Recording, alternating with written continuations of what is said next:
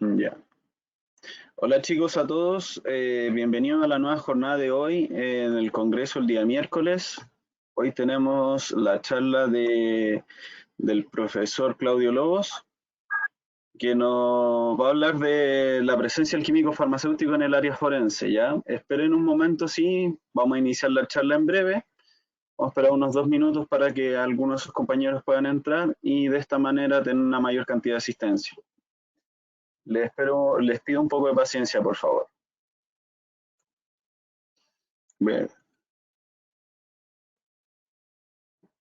Voy a dejarlo al tiro como presentador, profesor. Ya. Ahí le debe haber cambiado el modo de presentación. Está el Mostrar micrófono. mi pantalla. Exacto. Cuando, cuando yo le avise puede compartir pantalla ya y ahí estamos. Si quiere ahora la presentación nomás, no hay problema, no hay problema.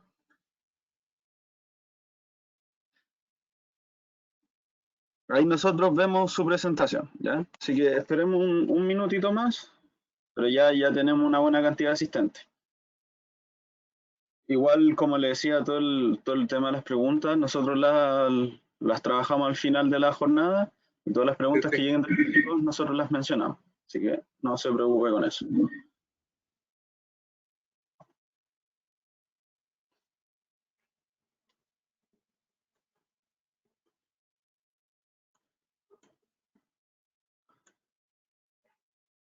Pero un minutito más y estamos.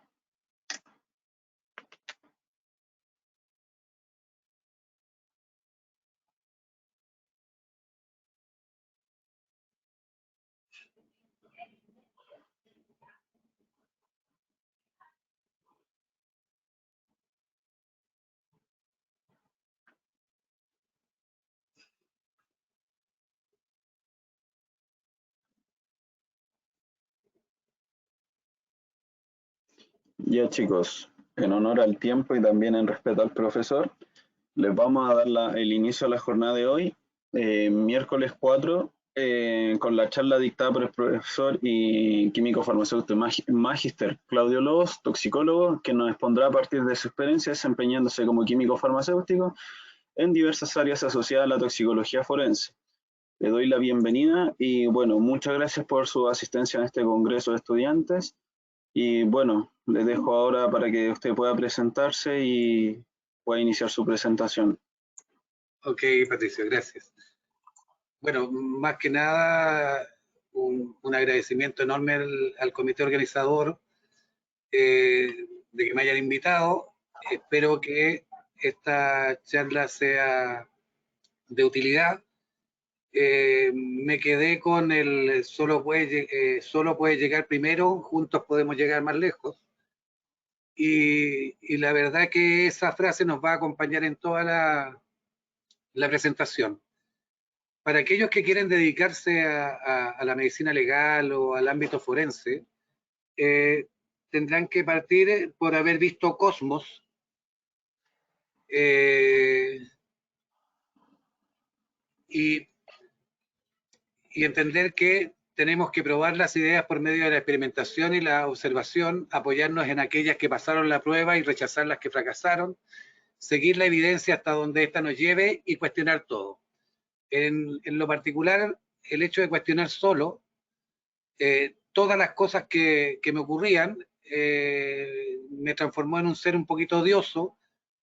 Tienes que pagar muchos costos por eso, pero la verdad es que es un principio fundamental del método científico el que seamos capaces de prever que nos podemos equivocar.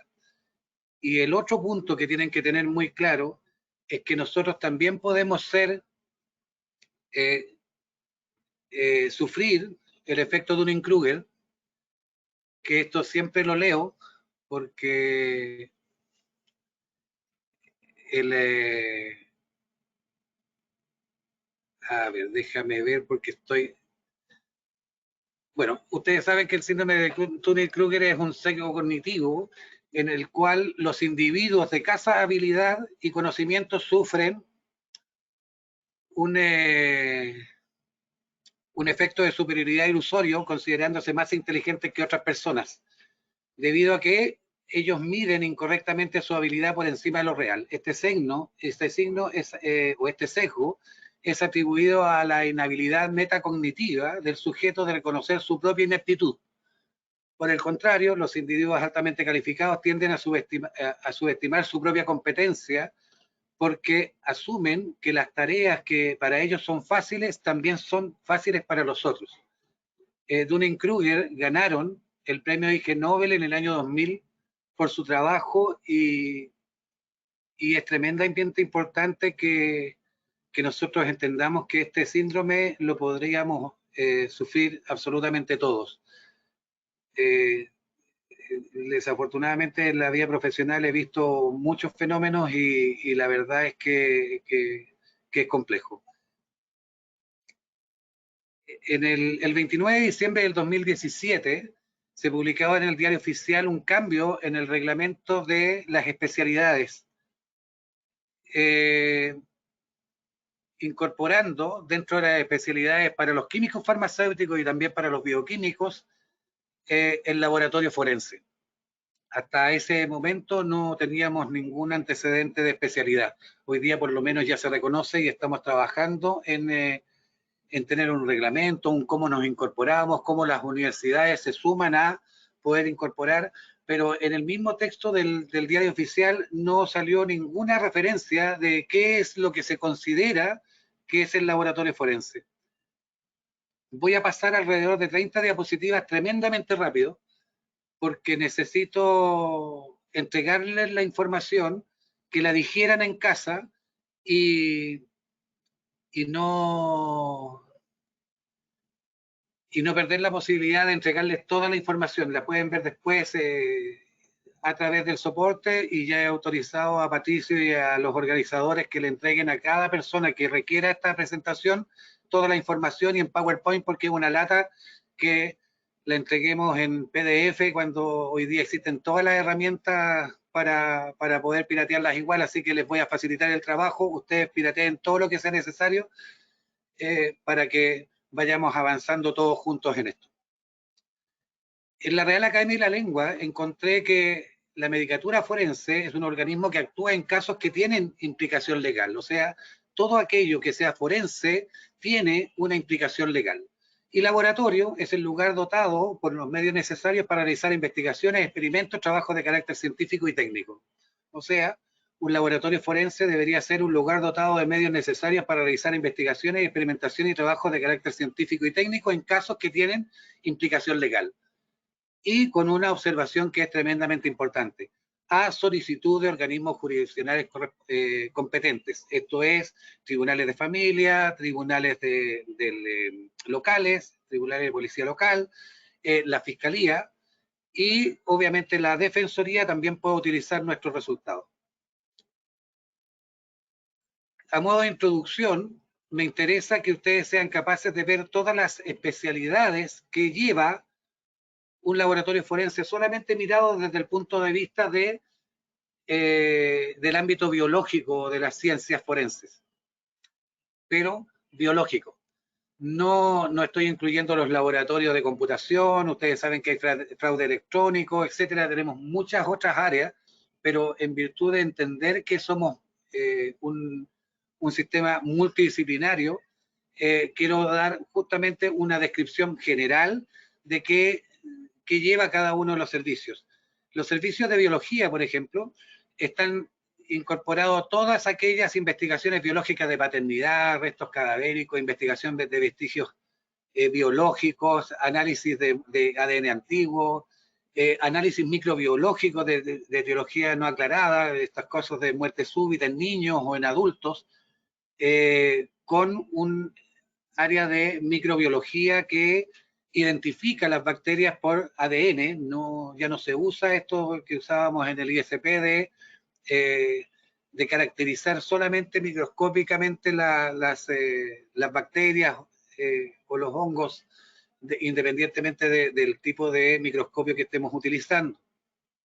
En el ámbito de la biología es importante la determinación de espermatozoides, determinación de sangre, determinación de saliva y fluido oral. Al lado derecho les puse la reacción de luminol, que le encanta a la gente de las policías, pero el problema está que el luminol interfiere en la reacción en cadena de polimerasa y muchas veces por ver la dinámica de la sangre perdemos la posibilidad de identificar al imputado.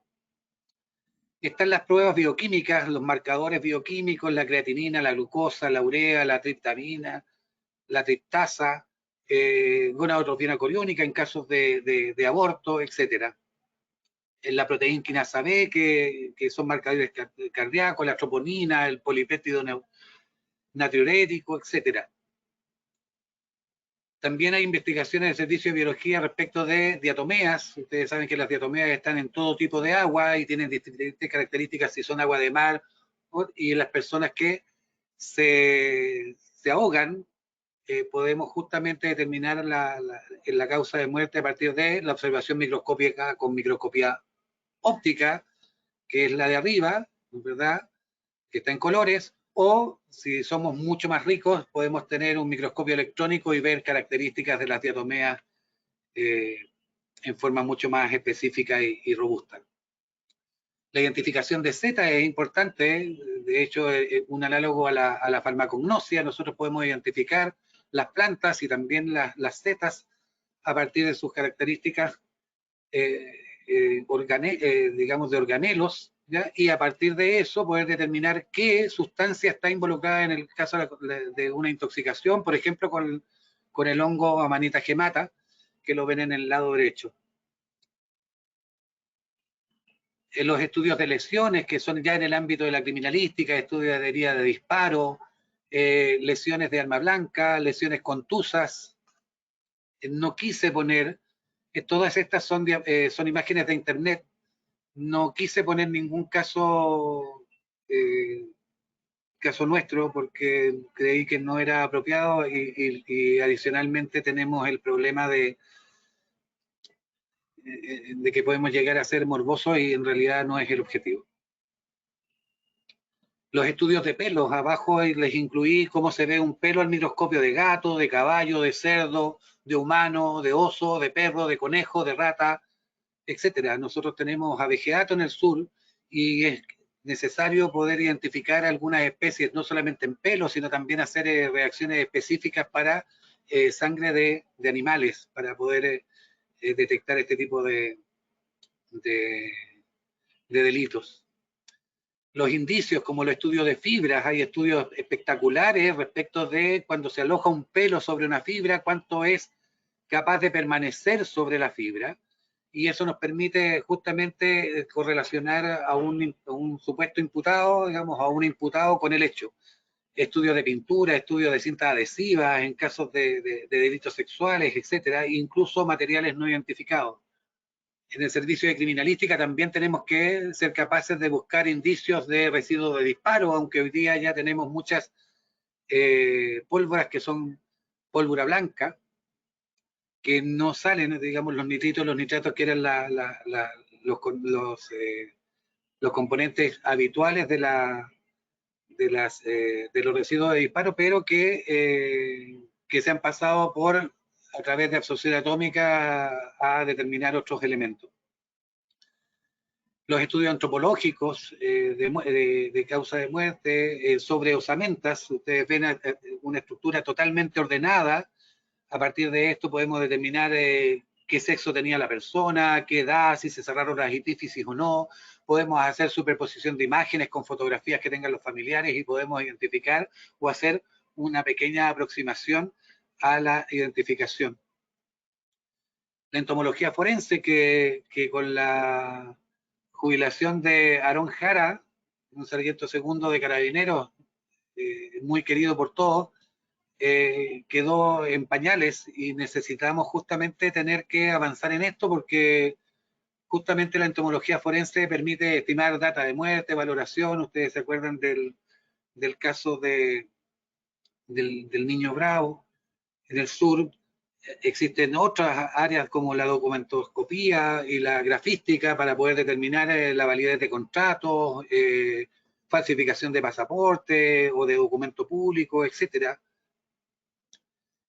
En el ámbito del laboratorio forense también están los servicios de histopatología, que son pero tremendamente fundamentales para determinar muertes súbitas e inesperadas, muertes súbitas adelantantes, muerte perinatal, muertes relacionadas con droga y abuso de alcohol, que son generan daños característicos en las células, ¿ya? Y que a partir de muchísimos números de tinciones podemos ser capaces de extraer información que nos permite orientar el caso.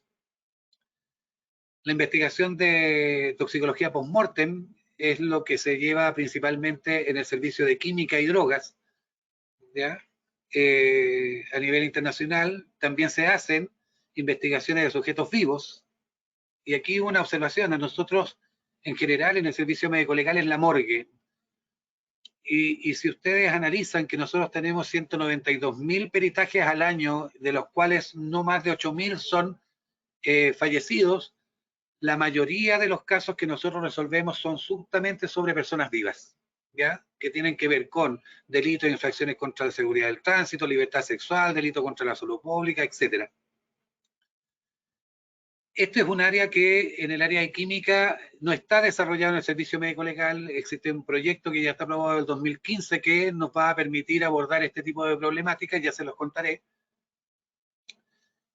Una cosa que debimos haber incorporado siempre como farmacéuticos era el servicio de información toxicológica. El Instituto Nacional de Toxicología y Ciencias Forenses de España, dirigido por el doctor Manuel Repeto, antes que jubilara, implementó un servicio disponible las 24 horas del día, y es un ejemplo de trabajo hacia la comunidad a partir del cuerpo forense. Hoy día son el CITU y la Corporación Rita, que son una universidad privada y una organización privada, las que asesoran no solamente a las personas, sino que a bomberos, a especialistas justamente en el tratamiento de intoxicaciones o accidentes con sustancias. Y en algún momento lo tuvo el 222-4000 de Farmacia Ahumada, que fue el Centro de Información Toxicológica que en algún momento me tocó liderar. El servicio de valoración toxicológica y de medio ambiente es tremendamente fundamental, y es un área que no hemos desarrollado al interior de medicina legal, y es tremendamente importante debido a que, por ejemplo, nos ha llegado un caso hace unos años atrás donde tuvimos que analizar una persona que fue exhumada y que era minero del cobre. Si ustedes se fijan en la imagen del libro, la tonalidad de un hueso es más o menos de esta forma. Fíjense la muestra que tuvo que analizar Eddie de una persona que fue exhumada. Si ustedes recuerdan, en la química básica, las sales de cobre son azules o verdes. Los servicios de calidad de los laboratorios forenses son fundamentales. De hecho, nosotros debemos asegurar la trazabilidad de las muestras y, obviamente, el cumplimiento de todas las metodologías y recomendaciones internacionales para poder defender nuestros peritajes. Y aquí están todas las normas involucradas: SAMSA, la Organización Europea, la Asociación Internacional de Toxicólogos Forenses, la Sociedad de Toxicólogos Forenses, que es la americana, la ISFG en el caso de genética, o las normativas del CODIS para el caso de bases de datos genética, y obviamente las normas que son las tradicionales, la 15025, que es la que nosotros que tomamos cuando tuvimos que asumir los procesos de acreditación, aunque siempre tuve la duda, porque también participo del área clínica, de que debimos utilizar también la 15189, que es la de estándares para el laboratorio clínico. Hemos participado desde siempre en ejercicios de intercomparación. El certificado que ustedes ven a la derecha lo obtuvimos durante el año 2002, y fue justamente unos meses antes de que iniciara la reforma procesal penal en Iquique. Este certificado obviamente no es mío, digamos, es del laboratorio que dirigí durante 11 años, y es el primero que tiene que participó en este programa y tiene un porcentaje de resultados satisfactorios del 100%. Eso desafortunadamente nadie más lo ha logrado. Aunque ya hoy día manejamos controles internacionales que a mí me toca organizar, y les puedo asegurar que nuestros laboratorios a nivel país están trabajando en muy buenas condiciones para el análisis de alcohol en muestras de sangre, vengan de accidentes de tránsito o fallecidos, y todos están trabajando hoy día con cromatografía de gases, que es la metodología de elección. Yo les puse esto porque en el servicio de laboratorios forenses tenemos claro que nosotros podemos tener muchos errores, pero los laboratorios clínicos siempre imaginaron que su mayor error, el 70-80% de los errores de los laboratorios clínicos se encontraban en la etapa preanalítica, principalmente porque muchos de los kits son alterados por la hemoglobina o por la presencia de hemólisis dentro de las muestras, pero ya con el tiempo, después de la última 15189, se han dado cuenta, igual que los forenses, que nosotros podemos cometer errores en la etapa analítica, en la etapa preanalítica, analítica y en la posanalítica. Hay muchas ocasiones donde la propia interpretación del resultado es incorrecta. Importante, y lo estuvimos conversando con Patricio antes, importante que los servicios forenses tengan un servicio de docencia y extensión, no solamente para favorecer la capacitación y la formación de los profesionales internos, sino también ser capaces de hacer correr la información al ámbito universitario, policial y judicial, de tal manera que todos sepamos cuáles son las herramientas que tenemos o las que podríamos llegar a utilizar. Eso es lo que debería tener un laboratorio forense. ¿Qué es lo que nosotros tenemos hoy día? Tenemos un departamento de laboratorio en el servicio médico legal. De hecho, estoy hoy día en el laboratorio, me pidieron trabajando, donde el laboratorio de Santiago tiene la unidad de genética, toxicología, bioquímica, criminalística, alcoholemia y análisis instrumental. Si ustedes se fijan, toxicología, alcoholemia y análisis instrumental son exactamente la misma cosa. Aquí hubo una separación exclusivamente por la forma en que llegaban las muestras y porque el manejo instrumental desafortunadamente no se le da a todos los peritos. Los laboratorios que siguen en complejidad son Iquique, Valparaíso y Concepción, que son nuestros centros referenciales, junto con Temuco, ¿ya? Y que ellos tienen además genética forense. Y un vasto número de laboratorios en el resto del país solamente hacen screening de drogas de abuso con los niveles de corte SAMHSA, algunas investigaciones bioquímicas y criminalísticas, y la unidad de alcoholemia, que es la que más trabajo da. Ahora, el 67-70% del trabajo se lo llevan particularmente los laboratorios que son de mayor complejidad. Dentro de las estadísticas les traigo la de 2015 porque es la que más representa un año normal. Nosotros hacemos 192.987 peritajes. Esto corresponde al 80-85% de los peritajes totales que realiza el servicio médico legal a nivel país. De ellos, los más frecuentes son los exámenes de alcoholemia, los toxicológicos complejos, completos, y los exámenes genéticos, que son los de mayor complejidad. Como farmacéuticos nos tenemos que quedar justamente con estos exámenes porque justamente dan con análisis de sustancias químicas o drogas o sustancias de abuso y son las que más trabajo nos dan. Lo importante es tener claro que este es un área de desarrollo que tenemos que ir mejorando. Vamos a partir por lo fácil, no porque la genética sea particularmente fácil, sino porque tenemos varias ventajas comparativas. Por ejemplo, los kits que se utilizan a nivel de genética son prevalidados en fábrica. Entonces, no pasamos por un proceso de validación como haremos los toxicológicos o los toxicólogos. Tenemos que hacer cada una de las metodologías y validación de metodologías antes de poder emitir un juicio. Obviamente, estas se guían por las recomendaciones de organismos internacionales. Ahora, no quiero cansarlos con la parte historia, pero es importante que ustedes sepan que desde Hipócrates, estamos hablando 460 a 370 años antes de Cristo, ya se entendía que la transmisión de caracteres de padres a hijos fue intuido desde las primeras observaciones científicas.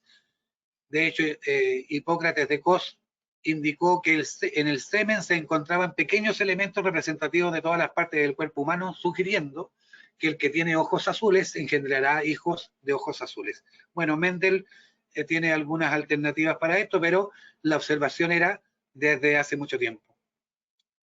Antes de partir, por lo menos resolver algunos de los mitos. En genética forense no se utiliza ADN codificante, o sea, ninguna sustancia, ninguna área del ADN que permita caracterizar alguna característica particular de una persona es útil. Ejemplo, si yo tuviera que discriminar entre dos seres humanos y todos los seres humanos tenemos dos ojos, obviamente la parte que determina de mi ADN que yo tengo dos ojos no me sirve para discriminar. No puedo identificar, no puedo diferenciar a alguien a partir de un ADN que sea codificante. Nosotros utilizamos justamente el ADN que no es codificante, que muchos años se dijo que era basura, pero ustedes saben que de acuerdo a la conformación espacial nos permitiría replicar ADN, justamente ese, entre comillas, ADN basura. De las secuencias disponibles que nosotros podemos utilizar, las que más se utilizan son los microsatélites de 2 a 7 pares de bases. ¿Qué son los microsatélites o los short under bit? Son unidades de 100 a 500 pares de bases donde hay zonas que se repiten, ¿ya? Existen miles de STR, son aproximadamente uno por cada 10.000 kilos, 10.000 bases, y existen distintas maneras de que estos se desarrollen. Serán simples, repeticiones idénticas, pueden ser compuestos, pueden ser complejos, pueden ser hipervariantes con alelos que no tienen consenso de tamaño o secuencia, o pueden ser microvariantes incompletas que nos permiten generar los alelos no de unidades de masa exacta, sino que un 9,3, un 9,6. ¿Por qué sirve? ¿Cuántos STR hay en el genoma humano? Aproximadamente 20.000 que han sido caracterizados. Hay más de 1 millón de secuencias de STR dependiendo de cómo se midan, de las que son encontradas. Las secuencias de STR representan aproximadamente el 3% del genoma. ¿Y por qué nos sirven? Porque requeremos poco ADN. Un examen de ADN lo podemos hacer con 0,1 a 1 nanogramo de ADN extraído. Podemos ver en un solo examen múltiples fragmentos de ADN y estudiarlos. Permite un análisis de fragmentos pequeños. Eso nos permite identificar incluso material genético que tenemos en hueso que está más deteriorado. Y es bastante, dice, relativa facilidad de determinación e interpretación, y en realidad cuando lo veamos ustedes se van a dar cuenta que es muy simple. Las características del STR para que sea útil en un análisis genético es que no es codificante, no es relacionable con enfermedades genéticas, son pequeños porque necesitamos poder analizar ADN de mala calidad, no tienen artefactos, no tienen microvariantes, o sea, se mantienen en el tiempo, tienen alto número de alelos y tienen una distribución uniforme en el cuerpo humano. ¿Para qué sirve? Bueno, para estudios de filiación, identificación.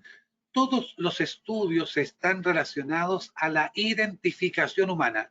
Los procesos de paternidad y maternidad, restos óseos, fetos, o el estudio de vestigios de sangre, semen, saliva, pelos y otros, etcétera, todos están relacionados con la identificación de una persona.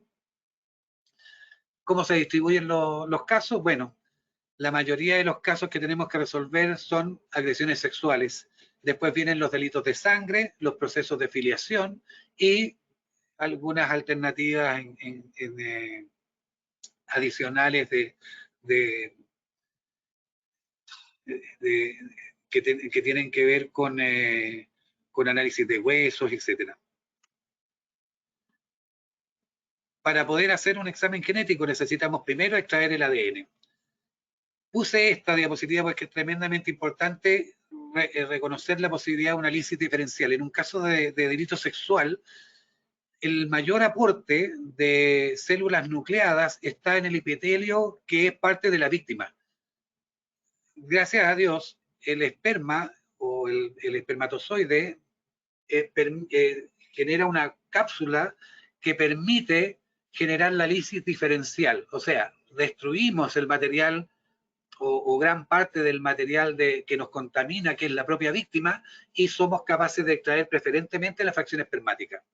También hay procesos de digestión específica, hacemos cuantificación de ADN, análisis de STR, ¿ya? Y la interpretación de resultados y validación estadística. El proceso de extracción puede ser en check, pueden ser a partir de FTA, que hoy día ni siquiera necesita extracción, existen kits rápidos que nos permiten analizar directamente las muestras, o podemos hacer la extracción a partir de fenolcloroformo con ácido, con alcohol isoamílico, que es una de las técnicas que nosotros utilizamos para la extracción de huesos largos.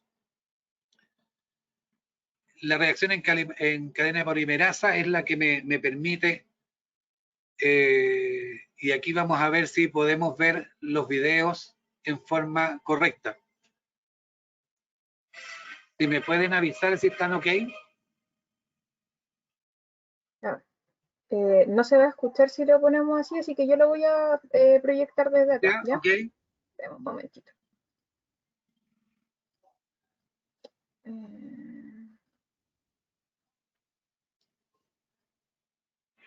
Entonces, el que venía ahora era... llenar a la sala del nuevo presentador y después usted tiene que volver a entrar a modo presentador por si acaso. Sí, ahí yo se lo voy a asignar. Después, ya, ahora sí.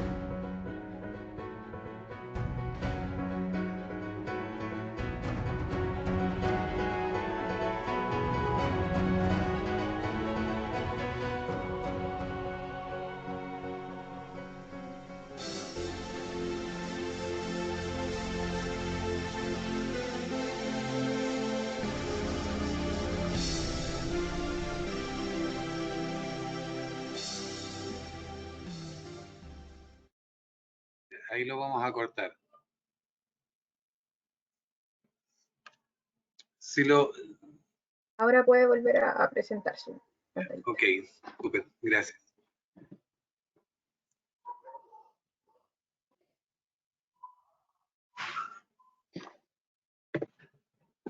O sea, a partir de la extracción de ADN entramos a la reacción de PCR. A partir de una molécula puedo llegar a tener 1073 millones de fragmentos. Como puedo estudiar muchos fragmentos a la vez, yo puedo tener 13 marcadores, que es lo que usa el FBI, por ejemplo. Hoy día ya están sobre 18. Incluso hay trabajos ya publicados con 21 marcadores, ¿ya? Y después de hacer el PCR yo puedo generar una electroforesis convencional, que es la antigua, que era en geles de agarosa, o puedo hacer la electroforesis capilar, que los bioquímicos llaman analizadores genéticos, pero como nosotros somos farmacéuticos, le llamamos electroforesis capilar automatizada. Entonces podemos tener sobre 17 marcadores STR, ya les anticipé que teníamos 21, la sensibilidad es menor a un nanogramo, la capacidad de manejar mezclas de ADN degradadas es fundamental, y se utilizan diferentes fluoróforos para poder caracterizar cada uno de ellos. Si ustedes ven una electroforesis capilar, ustedes saben que se genera un flujo electroosmótico, y dependiendo de la carga de esta diferencia de potencial y la carga, la relación masa-carga de cada uno de los fragmentos de ADN, van a migrar más rápido o más lento, y van a ser capaces de ser visualizados en la cámara CCD para llevar la información a un computador. Ahora, esta información se transforma en el procesamiento de los genes. Este es un 3100. Y yo puedo tener la información de todos los fragmentos de ADN y separarlos por colores. Este es antiguo, son 13 marcadores, son los que usa el FBI, y que ya están validados para identificación humana.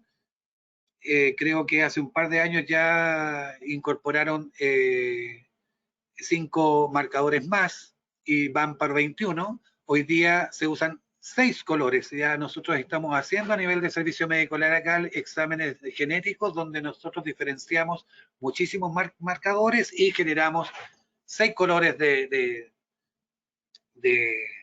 genes. Si ustedes se fijan, en cada uno de los alelos que nos entregaron, nos entrega el padre y la madre, ¿ya? Esa es la identificación particular. Aquí están los marcadores PCR, los que usa el CODIS hasta el 3010, el 3100, y los que a partir del 2017 ya se incorporaron en el último equipo, que es el AVIS 3500. Estos fragmentos de ADN que nosotros estudiamos están en cada uno de los genes de los seres humanos, y ustedes tienen los estándares europeos. Ellos han ido desarrollando otros marcadores, y están los estándares que nosotros utilizamos de Norteamérica en el programa CODIS. Cosa importante, y que en algún momento vamos a poder hacer en toxicología, es que necesitamos en genética estudios poblacionales. O sea, nosotros necesitamos saber qué frecuencia o con qué frecuencia aparecen determinados marcadores en nuestra población. ¿Ya? Esta es nuestra probabilidad de coincidencia.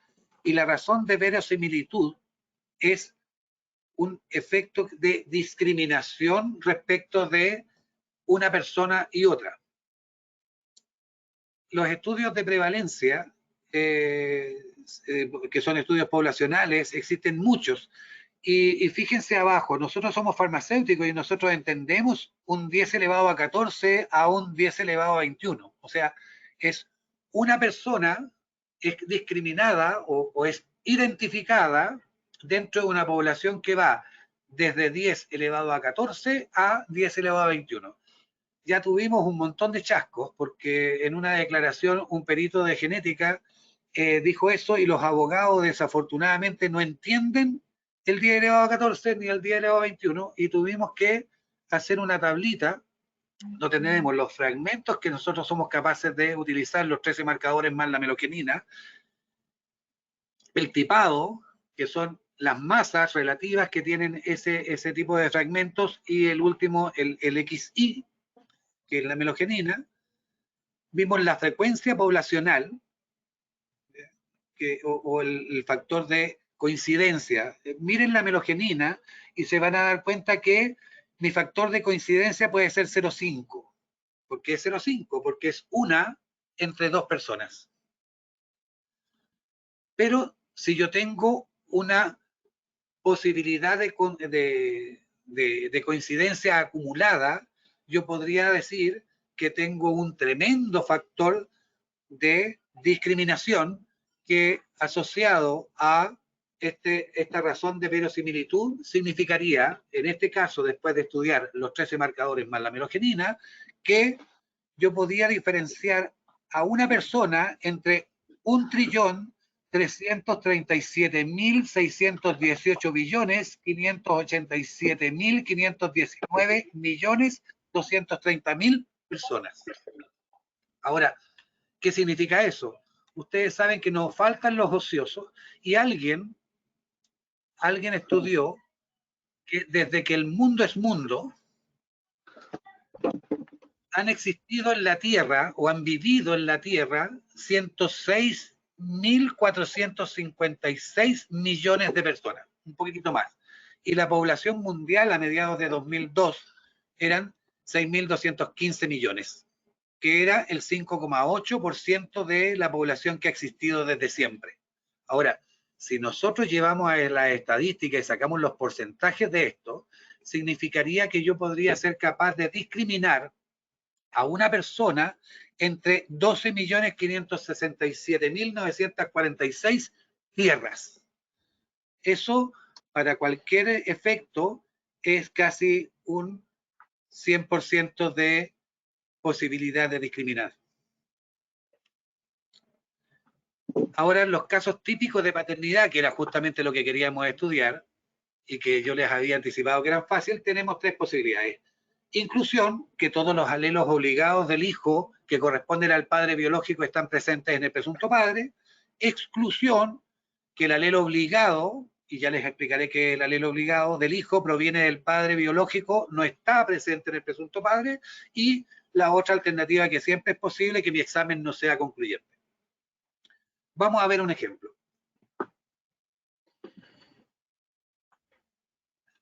El hijo está en el centro, el presunto padre que estamos estudiando está abajo y la madre está arriba. Ok, miremos aquí.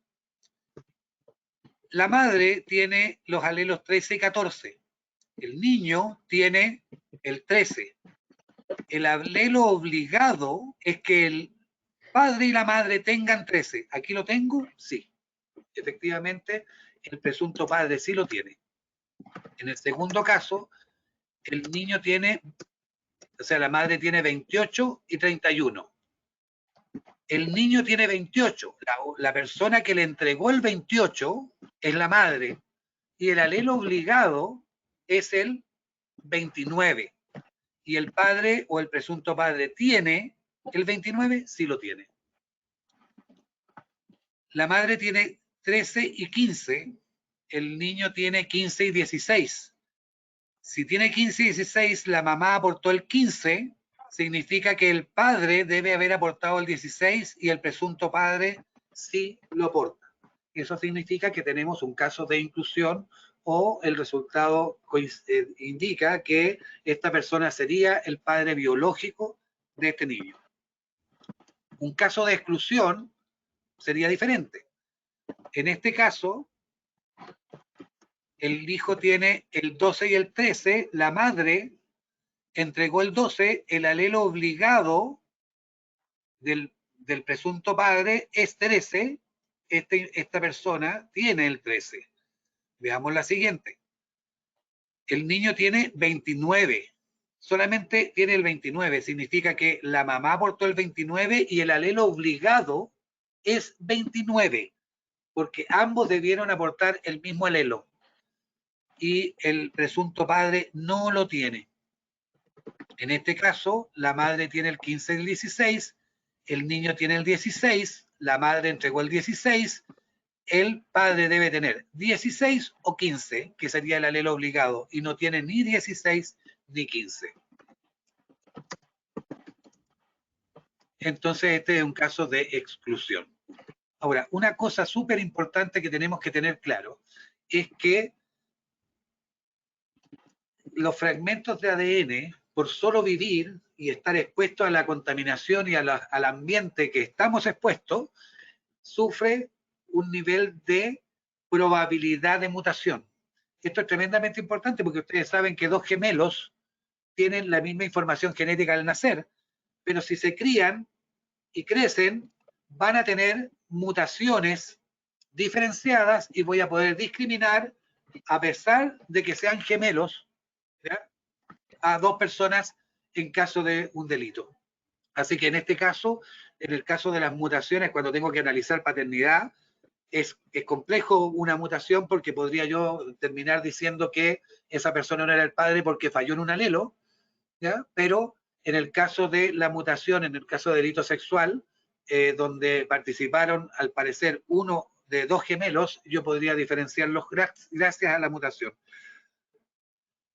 Debido a esta mutación, la Sociedad Americana de Bancos de Sangre generó estudios de las mutaciones genéticas y por esta razón no se debe excluir con una sola inconsistencia. Se debe calcular estadísticamente cuál es el poder de discriminación considerando que hayan mutaciones genéticas. Lo que hoy día se aprueba es que solo si existen a lo menos 3 inconsistencias se considera evidencia suficiente para excluir a un presunto padre, ¿ya? Las mutaciones, como explica, de una inconsistencia, son solo una explicación de las posibles. Puede ser que esas inconsistencias en algunos alelos pueda significar que la persona o el agresor sexual o el padre del niño sea un familiar directo de la persona que nosotros estamos investigando. Aquí tienen el caso de agresión sexual. En lo de arriba son los ladder, que son los controles que nosotros pasamos con diferentes relación de masa. Este es el sospechoso, la fracción espermática del contenido vaginal, la fracción epitelial que contiene la fracción espermática más el epitelio de la víctima y la víctima. Bueno, la víctima nos aporta sangre y a partir de esto nosotros podemos decir que 16 y 17 en este fragmento de ADN son aportados por la víctima y me quedan el 14 y el 18 deben estar dentro de el sospechoso y justamente este sospechoso tiene el 14 y el 16, perdón, y el 18 y la fracción espermática es claramente la lisis diferencial funcionó muy bien. Acá 17 y 18 tiene la víctima. Este es aportado, no amplificó toda la muestra. Este es aportado por el 17, sí, 17 y 18 y debe estar disponible el 16 y 18 también en la... A ver, aquí tengo un problema, pero veamos el otro. Tengo en el sospechoso 19 y 24.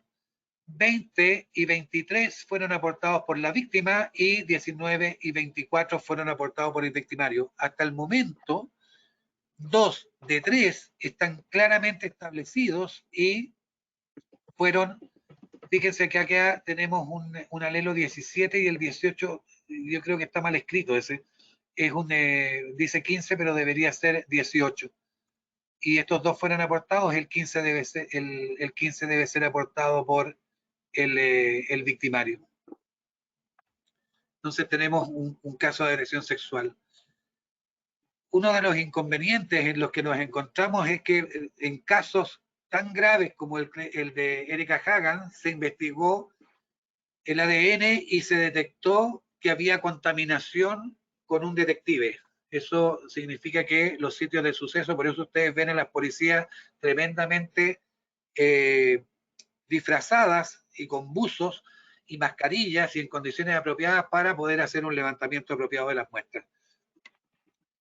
Casos históricos que se han resuelto con esto, la familia Romanov, con STR, ADN mitocondrial, el príncipe Branciforte con ADN mitocondrial en fémur y tibia, y por ejemplo el Che Guevara con STR en fémur. Jesse James también con ADN mitocondrial en dientes. Y se han usado estas técnicas, variadas técnicas en casos anónimos. Les dije que era fácil la genética forense porque nosotros hemos tenido puntos críticos en la historia que han hecho que exista un interés importante en la genética. A partir de la dictadura y el número de familiares, o sea, de personas desaparecidas y los familiares que estaban buscando a esas víctimas, nosotros nos vimos obligados a implementar sistemas. De hecho, es un problema no desconocido que el Servicio Médico Legal entregó 48 víctimas del patio 29 en forma errada porque se identificaron por medios antropomórficos, ¿ya? Por superposición de imágenes, y eso no era suficientemente fiable para poder entregar, además de que las mezclas, digamos que los familiares estaban absolutamente mezclados.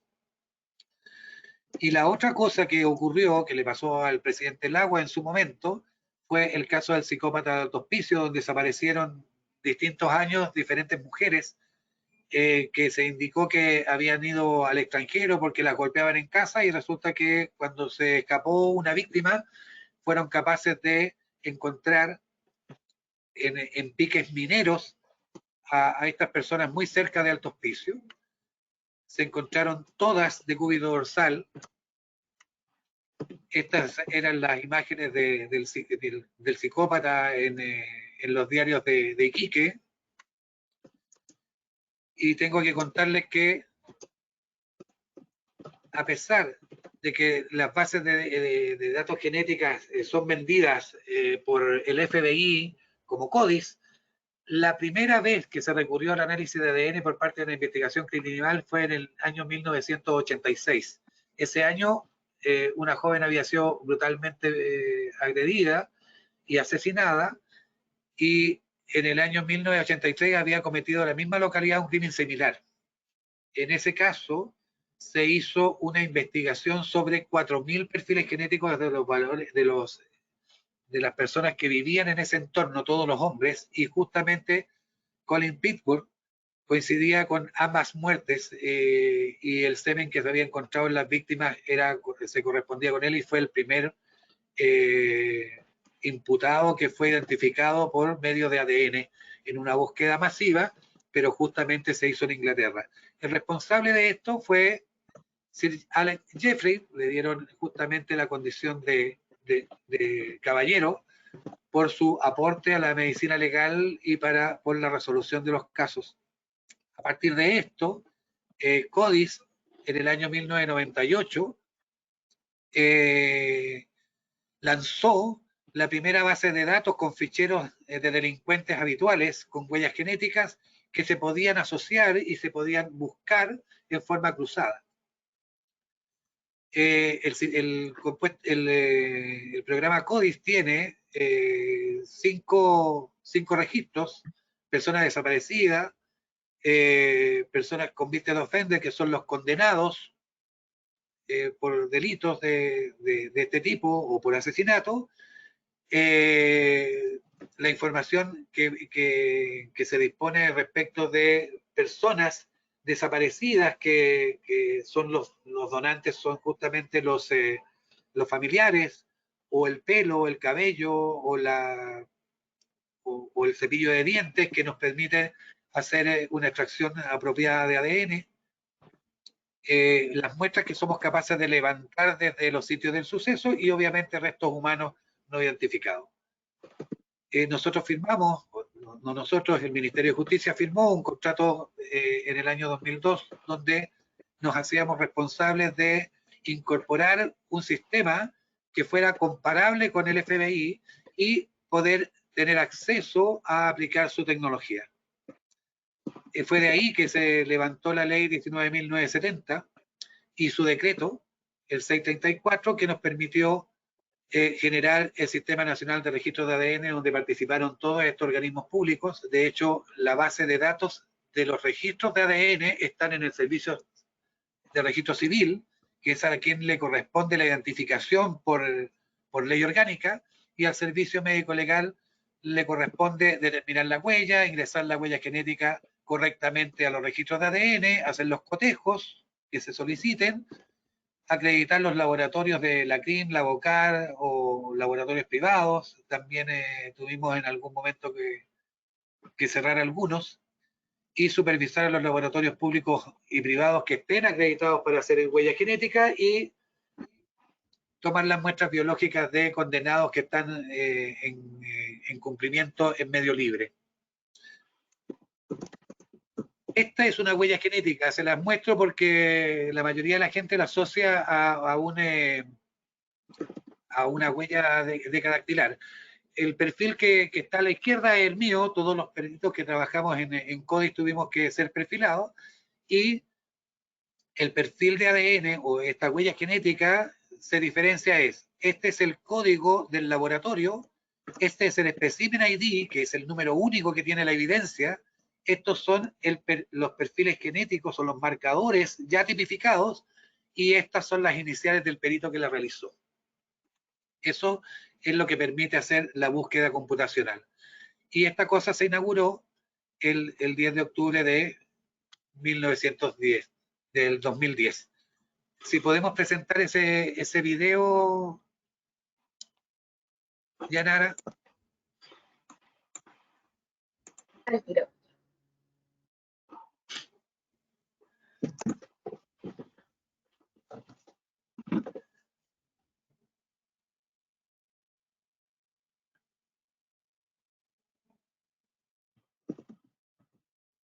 El gobierno inauguró un moderno laboratorio que va a contener la huella genética de más de 50.000 condenados e imputados. Este registro nacional de ADN es la más moderna de Latinoamérica y va a permitir determinar la identidad de un sospechoso en solo segundos mediante tecnología que actualmente utiliza en sus investigaciones el FBI. Inocente nunca, jamás. Puede hacer una prueba biológica como quieran. Se están equivocando. Palabras que al pasar los días dieron la razón a Cristian López. Tras una prueba de ADN, el llamado caso del violador de Ñuñoa dio un vuelco. El acusado recuperó su libertad tras comprobarse científicamente su inocencia. Es un ejemplo muy bueno, porque precisamente a través de la huella genética, el perfil genético, se pudo determinar que se estaba imputando a una persona que no era autor o presunto autor del delito. Este jueves se dio un importante paso con la inauguración del más moderno laboratorio de ADN de América Latina. En el servicio médico legal se podrá registrar, almacenar y proveer material genético de más de 50.000 condenados e imputados por la ley penal. Y por tanto poder identificar con facilidad a los condenados, a los imputados, a las víctimas y también a nuestros detenidos desaparecidos. El laboratorio nace al amparo de la ley que creó un sistema nacional de registro de ADN vigente desde noviembre de 2008. La base de datos permitirá la comparación genética a nivel nacional e internacional con grados de certeza que llegan al 100%. Contar ya con un respaldo de identidad de personas que pudieran haber cometido esos hechos y también al mismo tiempo liberar a otras personas que no hubieran estado implicadas. Vamos muy lento. ¿Les parece? Ya, perfecto. Voy a devolverle el derecho de presentador. Ahí está. Puede volver a compartir. Ya. Bueno, la idea era la noticia. Aparecimos en la página web de la Embajada Norteamericana. Nunca el Servicio Médico Legal había aparecido ahí. Se muestra el laboratorio en las noticias. Van a tener la presentación. Pero lo más importante es que tuvimos en la inauguración a este caballero y el reconocimiento del FBI. ¿Quién es este caballero que está ahí posando como futbolista en la puerta del registro nacional de ADN? Que si ustedes se fijan desde la escalera pueden mirar todo el laboratorio. Era el objetivo. Es un nivel clase C1000. Costó muchísimo. De hecho, nos gastamos 15 millones de dólares en él. Partimos de un edificio donde se elaboraban jeans y lo transformamos en el laboratorio más moderno de Latinoamérica en 2 años. Bueno, en la inauguración participó este caballero que es el jefe de la sección de análisis científico del laboratorio del FBI en Cuántico, Virginia. habló maravillas de nosotros, Steve Buchmeister. Este caballero trabaja en el laboratorio del FBI en Cuántico, Virginia, atiende al presidente de Estados Unidos, y por la magnitud, si ustedes se fijan en ese edificio, le llaman el Titanic. Si ustedes ven el Titanic desde atrás, pueden ver el estacionamiento. El laboratorio que vio el doctor Buchmeister, que es nuestro laboratorio, es más o menos el equivalente a ese pedacito del estacionamiento del laboratorio donde él trabaja y donde era director científico. Lo importante de esto es que él vio el estándar, y es súper importante que ustedes tengan claro que el tamaño del laboratorio no determina el estándar, sino la calidad de las superficies y las instalaciones que permitan hacer la labor. Podemos tener una sala, 2 salas o 3 salas y cumplir el estándar para poder hacer un estudio tan bueno o mejor que el FBI. Esta es una diapositiva de Tim Chambers que le presentó en Brasil un año después de la inauguración, y aquí les demuestro que en el 2011 la larga y delgada faja de tierra era la única latinoamericana que ya estaba implementando, que había implementado su base de datos, así que ya no estábamos pendientes, y sí llegamos a ser en algún momento el laboratorio más moderno de Latinoamérica.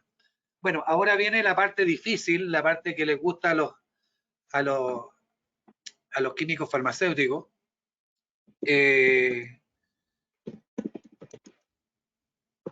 La toxicología forense abarca, Guzmán lo definió en el año 1999 y yo me tomé la libertad de modificarla en el año 2015. La toxicología post-mortem, que ya les dije que era una pequeña cantidad de la investigación que nosotros hacíamos. La mayor cantidad de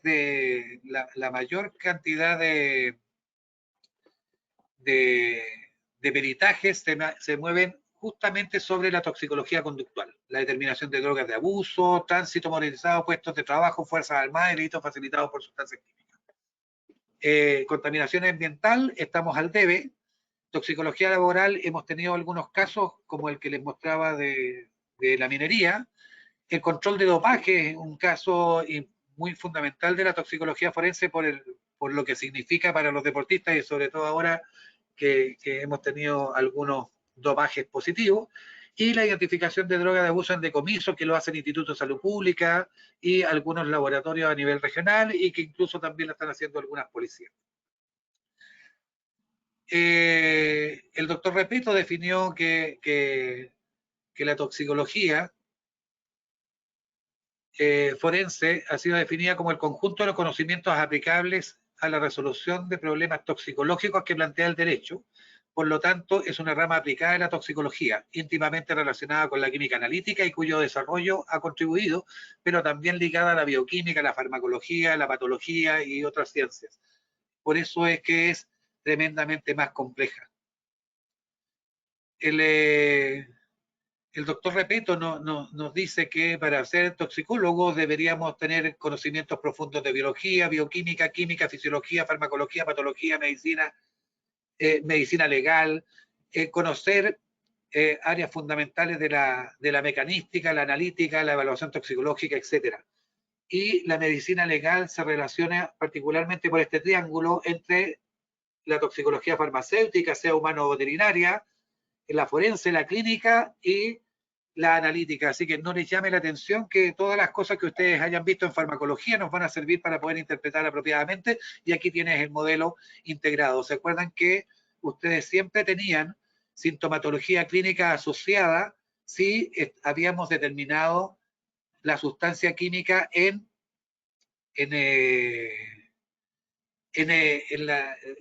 como droga total o libre en la circulación sistémica, generalmente es sangre? Si lo tenemos en cualquier lugar de reservorio, no tenemos sintomatología clínica.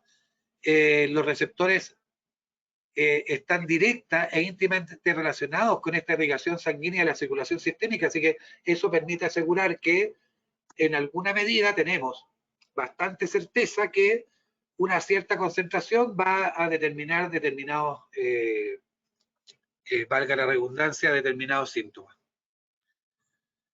Para la toxicología forense nosotros tenemos que diferenciar todos aquellos fluidos que son del medio biológico de excreción, que no se correlacionan con la sintomatología clínica, y los fluidos y tejidos biológicos que no son excretables y que sí podríamos llegar a correlacionar con la sintomatología clínica. Las muestras habituales son sangre, aire expirado en caso de sustancias volátiles, como por ejemplo el alcohol, la saliva, fluido oral, drogas, líquido cefalorraquídeo, solamente aquellas sustancias que atraviesan la barrera hematoencefálica, y otras que no se correlacionan con la sintomatología, orina, sudor, contenido gástrico, pelo, uñas, tejido, y en el caso de una autopsia aumenta humor vitrio y otras muestras. En un caso de toxicología post-mortem, la elección es sangre, a lo menos 2 muestras con EDTA y sin EDTA, y la muestra de orina mínimo 50 ml, o la que sea capaz de rescatar el tanatólogo. Y como muestras alternativas, ustedes pueden tener humor vitrio, víscera, cerebro, orina, bilis y pelo, y obviamente no descartamos ninguna otra sustancia. Hemos usado líquido pericárdico, existen varias alternativas para poder, sobre todo, determinar el momento cinético de la determinación. El doctor Repetto nos habla de la idoneidad de la muestra. Les marqué el momento cinético porque en el caso de una agresión sexual, el momento cinético nosotros no lo podemos obtener, es cuando llega el paciente, no es como cuando hacemos clínica y tomamos la muestra un minuto antes de que se tome la siguiente dosis y tenemos en los estudios de farmacocinética en los mínimos que determina la sustancia. No podemos alterarlo a nivel de, es lo que nos llega.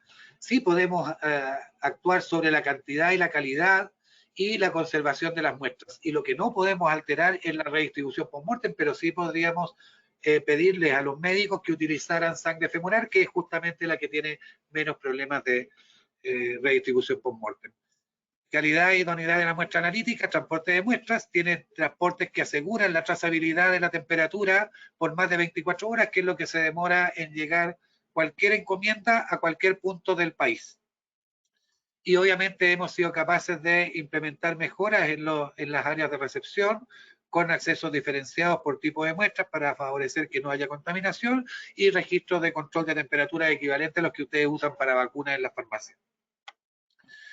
Claramente nosotros tenemos un flujo único de cadena de custodia, contamos siempre con un control administrativo, porque tenemos que asignar las muestras y generar un flujo de entrega de muestras a los peritos sin la participación de estos, y hay un punto de control de calidad, y vamos a tener siempre que firmar la cadena de custodia cuando tengamos acceso a una muestra o al envase primario.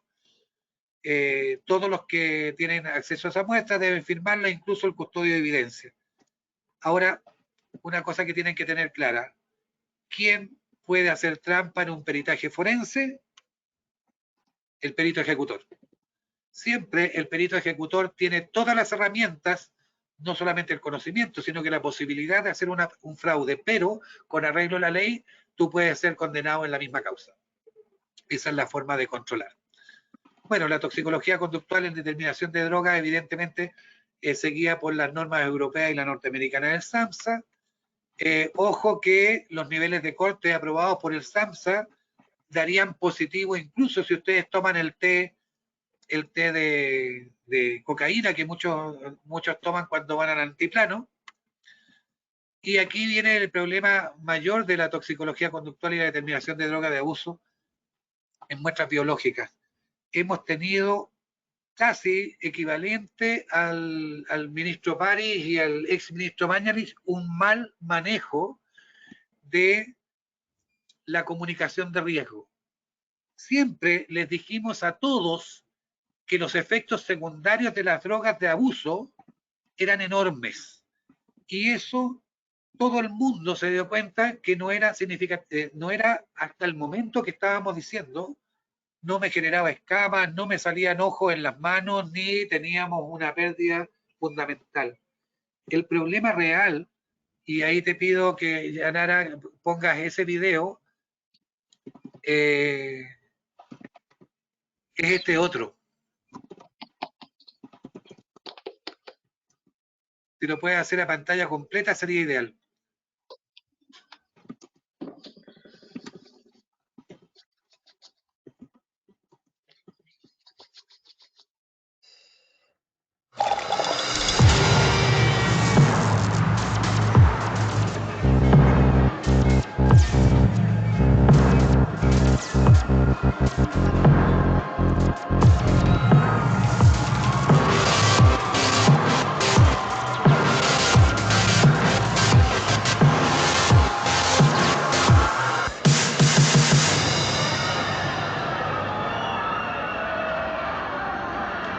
Abre 35. Me llamo Carlos Rubio, tengo 30 años y llevo 2 años, 1 mes y 15 días en la cárcel. Estoy aquí porque casi mato a 2 personas y a una tercera la maté, que era mi amigo, Juan Antonio. Pues el alcohol me hizo que fuera más deprisa de lo normal y me salí en una curva y me di contra otro coche de frente. Maté a mi amigo, dejé a una persona gravemente herida en el hospital, casi pierdo una pierna, perdí el trabajo, perdí a mi mujer y indemnizaciones para toda la vida. Piensas que eso no te puede pasar a ti. Piensas que controlas, que solo son un par de copas. Pero sí, te puede pasar a ti también. Si bebes y coges el coche, cuando salgas de este local, te puede pasar lo mismo a ti. Yo no quiero cortaros el rollo ni nada de eso, pero si esto sirve para salvar tu vida o la de otra persona, habrá merecido la pena. Gracias.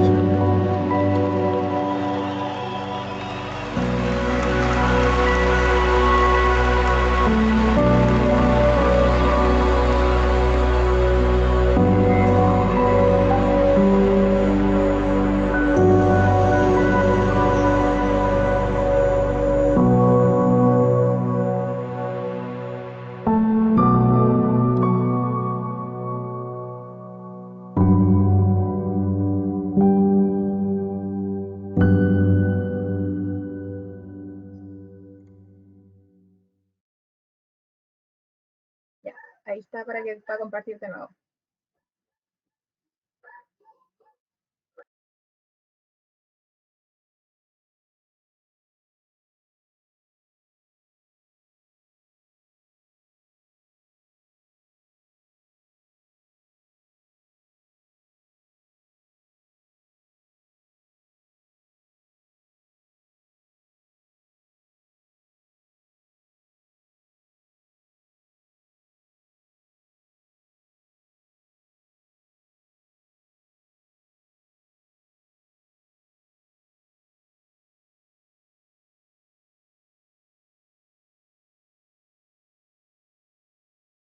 Creo que está teniendo problemas o no.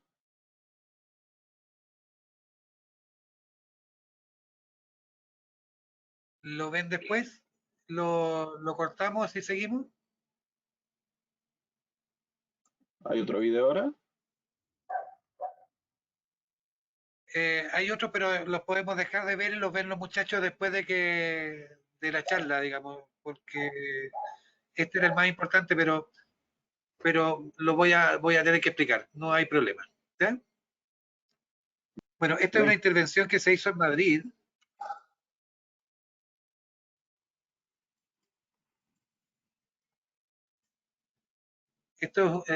El video que les quería mostrar era justamente una intervención que se hizo en Madrid y Barcelona, en una discoteca.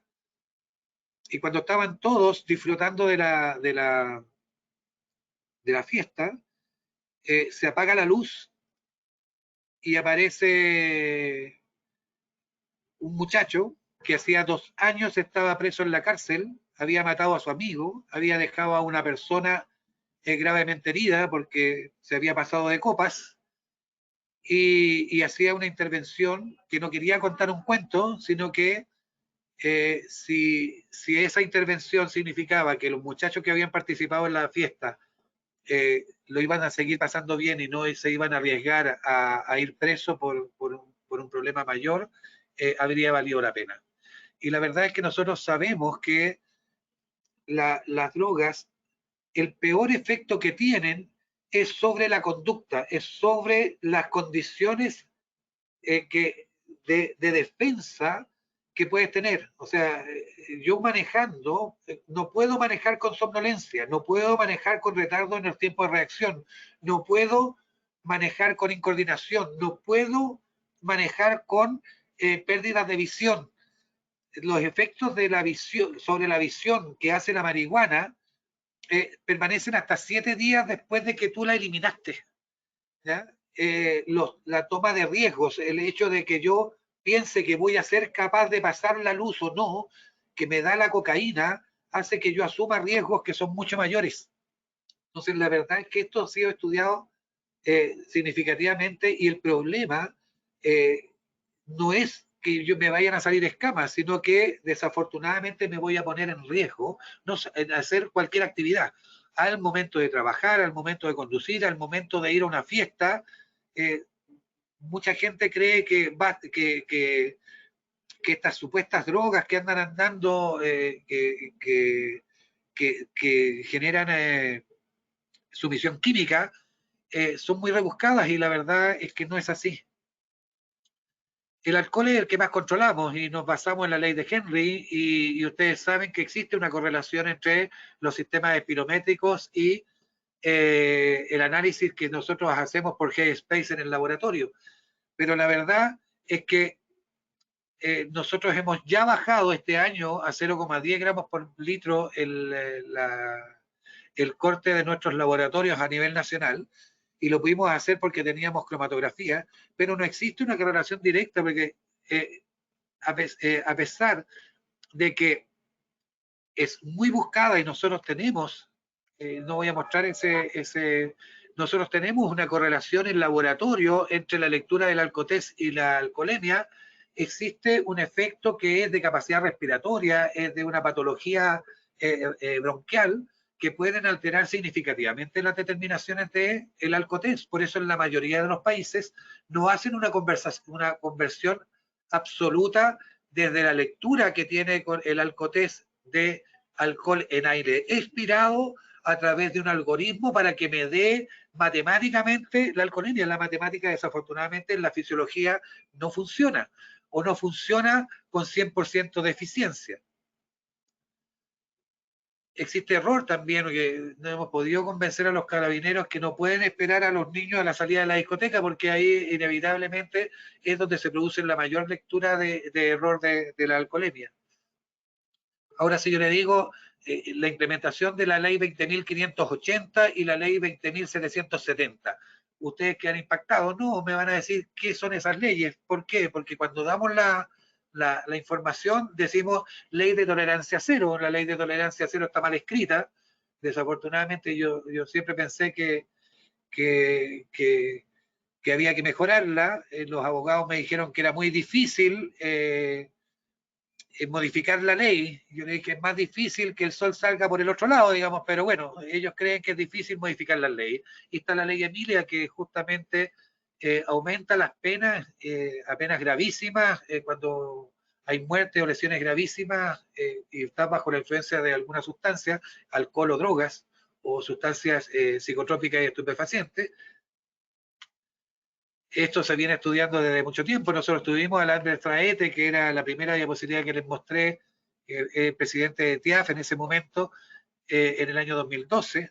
Ustedes pueden hacer una correlación directa entre sangre y fluido oral, por ejemplo, para la detección de sustancias asociadas a sintomatología clínica, y obviamente sigue siendo la orina, el sudor y el cabello y la uña una detección de sustancias que no podemos asociar al consumo, solamente a consumo, sino que no a sintomatología clínica. Este es un video que deberían ver, porque es como me imagino que la policía chilena pudiera hacer una determinación de droga informada al momento de hacer un control de verificación de drogas en la conducción. Desafortunadamente vamos a tener que trabajar años más para poder lograr que lo hagamos de esa manera. con una claridad y una forma de lenguaje apropiado sin estar apaleando. Pero bueno, esperemos que ustedes sean capaces de mejorar con la... No vamos a ver esto, véanlo en las casas porque le explica cómo imagino yo que debería ser. Esta manera de hacer la determinación de drogas en saliva hizo algo el proyecto Druid en Europa que todos los que habíamos hecho farmacocinética no habíamos podido lograr. Hizo una correlación directa. Se va a compartir. Es que no se está viendo el PPT al parecer, entonces puede revisar si está mostrando su pantalla. Oh, qué pena. Ustedes, ¿dónde quedaron? No, no se preocupe, comparta desde ahora y nosotros vamos a enviar el PPT, así que ahí los chicos pueden acceder a ello. Ya, ok.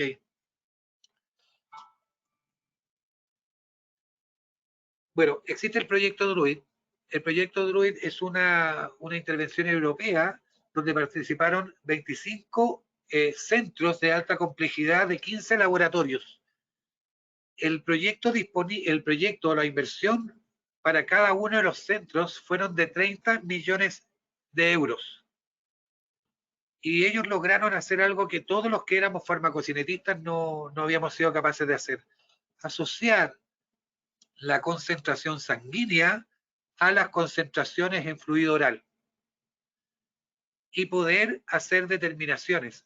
Ustedes saben que, o sea, les cuento que los norteamericanos, por ejemplo, determinan para la marihuana el ácido carboxílico. El carboxilato de la THC no es un compuesto activo, pero basta con que esté presente y lo sancionan porque tienen una ley federal. En el caso de la ley chilena dice que yo tengo que ir bajo la influencia de la droga. Yo no puedo encontrar, no puedo asociar una sustancia inactiva a la sintomatología clínica en un momento. Yo estoy obligado a usar la determinación de THC, que es el principio activo, en sangre o saliva. Y lo que yo recomendé históricamente en el CONASEB y también en tránsito fue justamente que hiciéramos la determinación en saliva. No es algo que se haya hecho, pero en el futuro ustedes lo podrán lograr. ¿Por qué es importante? Porque esa misma determinación que se haría en saliva me sirve para los puestos de trabajo y las Fuerzas Armadas.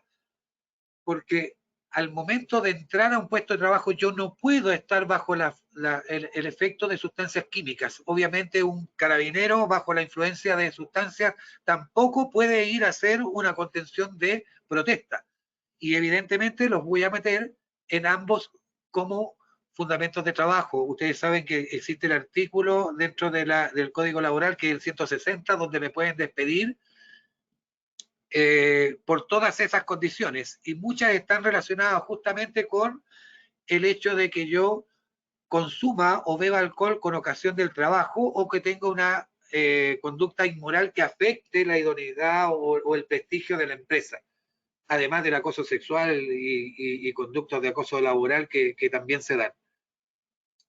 La Universidad de Chile fue súper clara en la Facultad de Derecho y estableció dentro de una tesis de pregrado y posgrado que debemos probar que las personas están bajo la influencia de la droga con ocasión del trabajo. Eso significa que las únicas muestras posibles son sangre o saliva. Si yo utilizo cualquiera de las otras que no puedo asociar a sintomatología clínica, evidentemente no pueden ser utilizadas en el ámbito laboral. Debo ser capaz de probar. Y para esto el fluido oral es tremendamente importante y tiene un testeo que es neutro respecto del género. O sea, yo no necesito instalaciones especiales para hacer una toma de muestras de fluido oral para poder hacer el test. No necesito salas especiales de hombres y mujeres, etcétera. Es tremendamente práctico. Y obviamente tenemos que hacer un test rápido, pero la confirmación de este test rápido debe ser por espectrometría de masa, que es la técnica que es la que se asume evidencial. Aquí les pongo un ejemplo de justamente el control de drogas. Yo tendría, en el lado izquierdo están las concentraciones sanguíneas cuando yo consumo un pito de marihuana. Y tengo no más de 20 minutos para tener el pic máximo de marihuana. Significa que es muy difícil que yo encuentre la marihuana en muestras de sangre. Sin embargo, en fluido oral las concentraciones son 27 veces mayores, ¿ya? Dependiendo de la persona podría ser entre 15 y 27, 15 y 30, y yo puedo detectarla no en 20 minutos, sino que alargo el tiempo de detección entre 4 a 5 horas después de la ingesta. Y no hay diferencias entre que la persona sea un fumador esporádico o un fumador duro o adicto, digamos, a la marihuana. Aquí están los niveles de corte que se utilizan justamente en la norma laboral, laboral que tienen en Estados Unidos. Estos son los últimos cortes aprobados del año 2019. Hay un caso que es súper importante dentro de la toxicología conductual, que son los delitos facilitados por drogas, y Naciones Unidas en el 2013, ahí está el link, sacó unas directrices para el análisis forense de sustancias que facilitan la agresión sexual y otros actos delictivos, y aquí no solamente estamos haciendo 5 o 6 sustancias, sino que estamos haciendo 86 sustancias. Y ustedes que están en la farmacia o que van a estar en la farmacia van a ver la ciclobenzaprina, y tú sabes que está controlada. Yo no puedo despacharla sin receta. Y resulta que la ciclobenzaprina es una de las sustancias que tenemos que determinar de acuerdo a Naciones Unidas en caso de agresiones sexuales, porque la ciclobenzaprina, que es un depresor, que es un fármaco relajante muscular asociado a alcohol o asociado a una clorfenamina, que es un antialérgico, tan simple como eso, puede provocar somnolencia, amnesia enterógrada. O sea, no necesariamente necesito el gamma hidroxibutirato.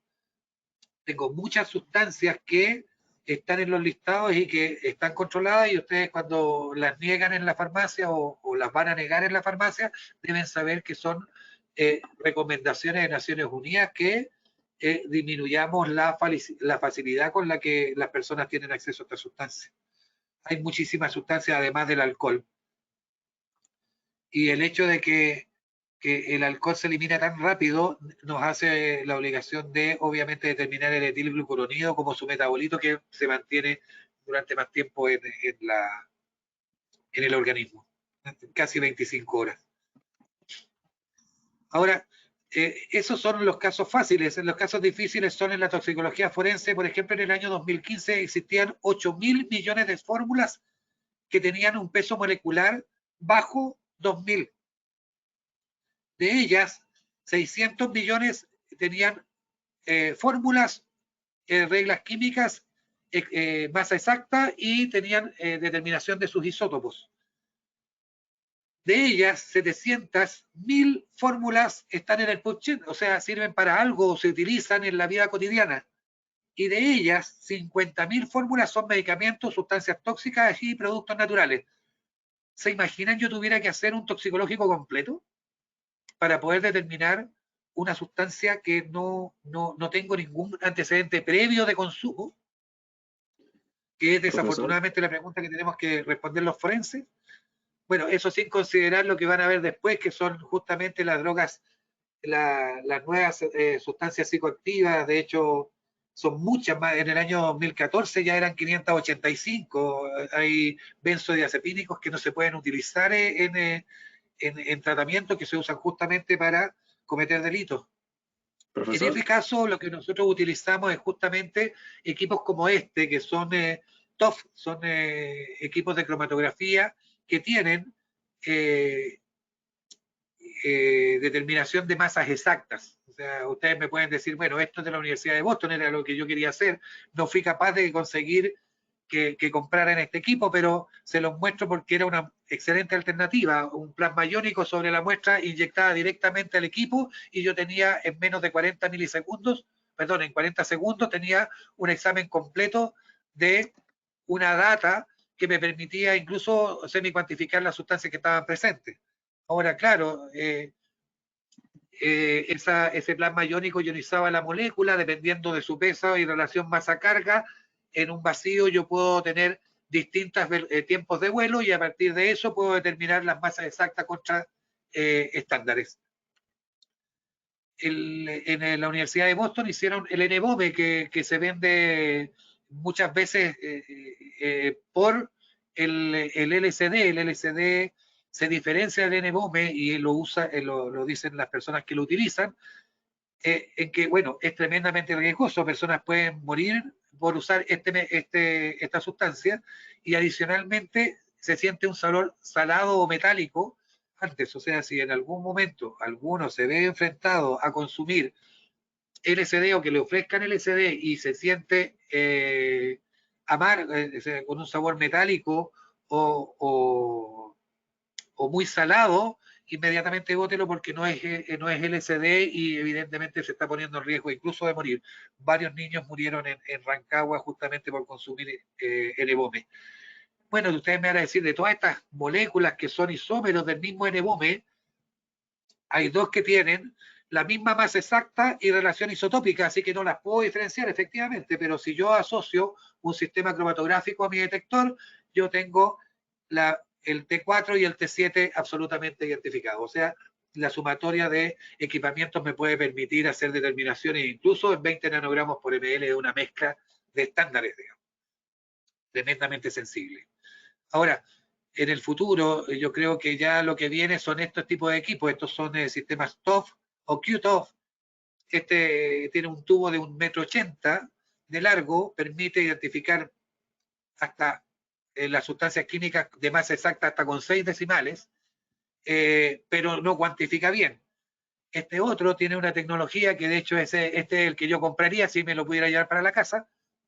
Compraría este porque esta tecnología de un doble haz me permitió mejorar no solamente la identificación, sino que también la cuantificación de las sustancias, que es tremendamente importante para poder determinar las causas, cómo se ocasionaron los casos, etc. Otro es el Waters, que también tiene un sitio especial en el diseño del edificio institucional. Y mientras Termo mejora su capacidad de asistencia técnica en Chile, es un tremendo equipo. También me permite identificar masa exacta con 6 decimales, y eso es prácticamente la huella digital en equivalencia a lo que hacían los genetistas.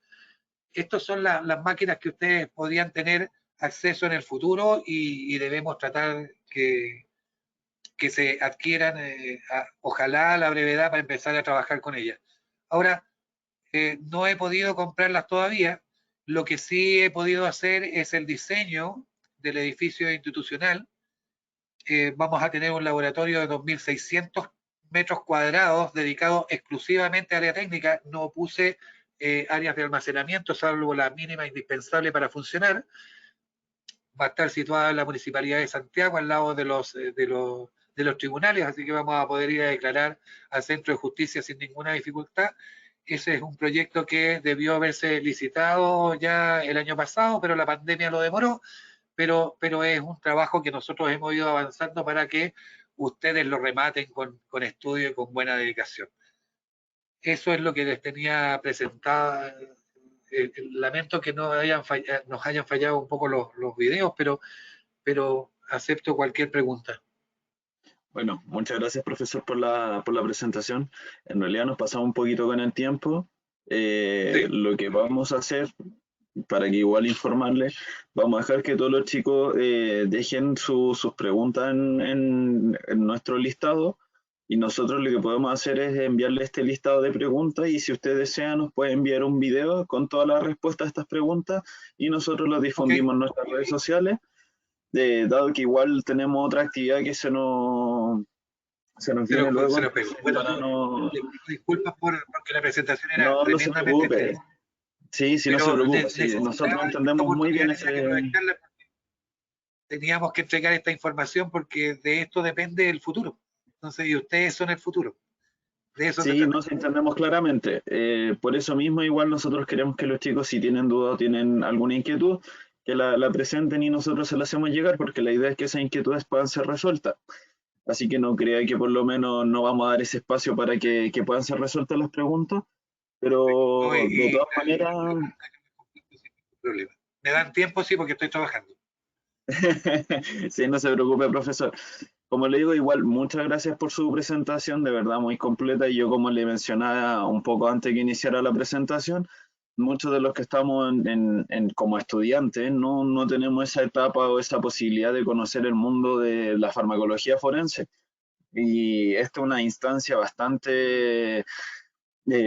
podríamos decir que nos acerca a este tipo de participación, este tipo de actividad. Entonces ya conocer el rubro farmacéutico y cómo es su trabajo dentro de lo que es el laboratorio forense ya nos es importante para nosotros.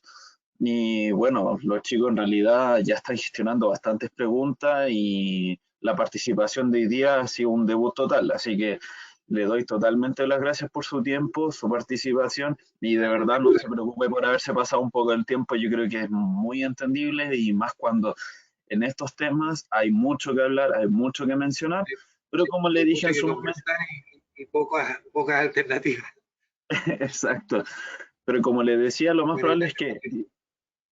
Igual le comento a todos los chicos que están presentes en este momento, lo más probable es que podamos hacerle una invitación al profesor en otra ocasión si es que él dispone de tiempo para poder ayudarnos, así que tampoco se sientan defraudados con que se hizo un cierre muy abrupto de esta situación, pero siempre pueden haber otras instancias. Como van a tener la presentación, tienen mi correo electrónico en la primera diapositiva.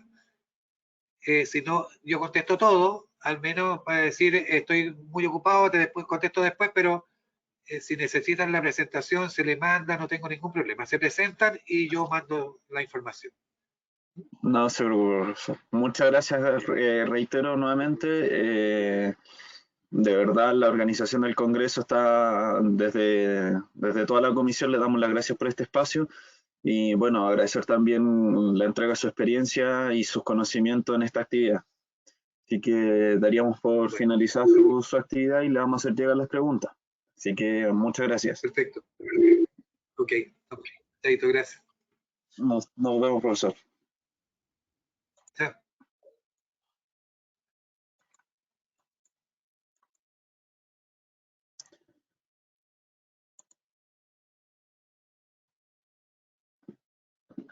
Ya, chicos. Yanara, ¿estás ahí? Sí, aquí estoy. Yanara. Ya. Un segundo y pongo la cámara. Ningún problema. Chicos, les reitero nuevamente, igual para aquellos que no pudieron escuchar, dejen sus preguntas en este menú solamente, no hay ningún problema, y nosotros igual le vamos a hacer llegar las preguntas al profesor, ¿ya? Igual, como ustedes saben, de verdad este tema es muy extenso, hay mucho que hablar, así que no se preocupen, estas preguntas igual se las vamos a hacer llegar al profesor. Igual les pedimos un poco de paciencia con el tema de las preguntas, debido a que tienen que responderlas, entonces los profesores se tienen que destinar un tiempo a responder estas preguntas, y de esta manera también nosotros tenemos que destinarnos un poco de tiempo a subirlas a las plataformas. Así que por favor les pido un poco de paciencia con eso, pero sí van a ser subidas las preguntas. Yanara, te doy el pase a ti entonces. ¿Estás con problemas técnicos? Sí, no sé qué pasa con mi cámara. No sé qué pasa con mi cámara. No te quiere. Otro más que no me quiere, no, qué pena. A ver, ya, ¿qué procede ahora? Tenemos, ya, ¿qué vamos a hacer ahora, chicos? Vamos a intentar poner la cámara de nuevo, porque no sé por qué no se ve el fondo. Ahí sí. Ahí sí. Ya. Entonces, ahora vamos a dar un receso, unos 15 minutitos. ¿Poco? Sí, aproximadamente unos 15 minutitos. Igual ya está la profesora Sí. Mira, así que igual le comentamos que nosotros vamos a empezar aproximadamente a las 11:30, si no me recuerdo. Sí. Sí, a las 11:30. A la hora de inicio, sí. No Hola. La profesora. Si quiere, resolvemos algunos problemas técnicos, algunas inquietudes que tengan antes de iniciar con su jornada. Quiero ver cómo si puedo compartir. Al tiro le doy el... Sí. Ahora en Igual la esto es algo bastante... partir debería aparecerle mostrar pantalla. Espérate. Ya, ¿y ahora qué hago? ¿Muestro la pantalla nomás? Claro.